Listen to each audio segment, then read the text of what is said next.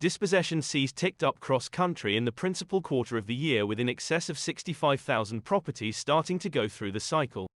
There were 36,617 new filings in spring, which denotes the 23rd continuous month with a year-over-year expansion in dispossession movement, as per a new report from ATTOM. They were up 3% from the past quarter and 29% year-over-year. Yet financial experts say real estate economic situations are not the same as the 2008 real estate market decline, mostly because of colossal value mortgage holders acquired in their homes lately and in general higher FICO ratings. Dispossessions, while rising, stay at a generally low level and posture little gamble to the standpoint for lodging in the approaching year, Matthew Walsh, lodging financial expert at Moody's Examination, told The Slope.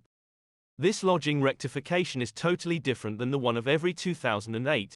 Mortgage holders have a ton of value given the speed of value increase throughout recent years, and guaranteeing areas of strength for stays, said.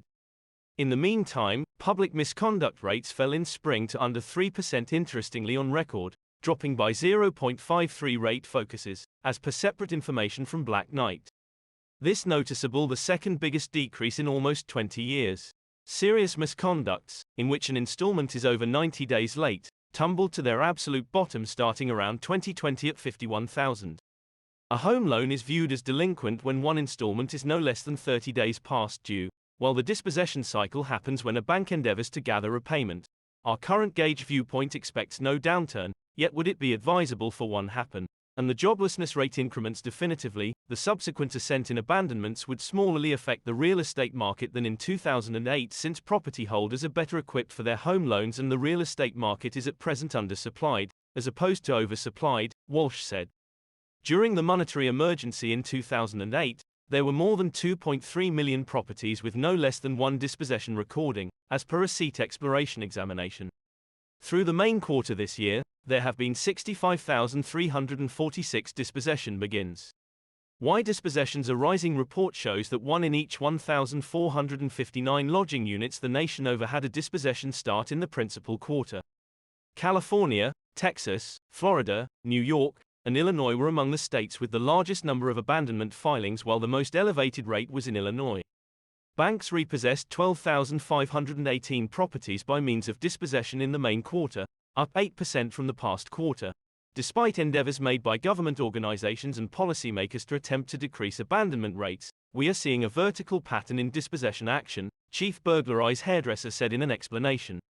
Expansion actually putting lodging far off for some Americans. This sad pattern can be credited to various variables, for example, increasing joblessness rates, abandonment filings hearing their path through the pipeline following 2 years of government intercession, and other continuous financial difficulties, Hairdresser added.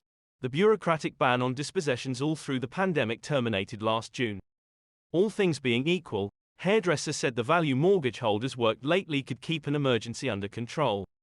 Costs are falling subsequent to flooding for over 2 years, and Redfin boss financial expert Daryl Fairweather told The Slope it would be amazing in the event that a few mortgage holders were not submerged on their ventures.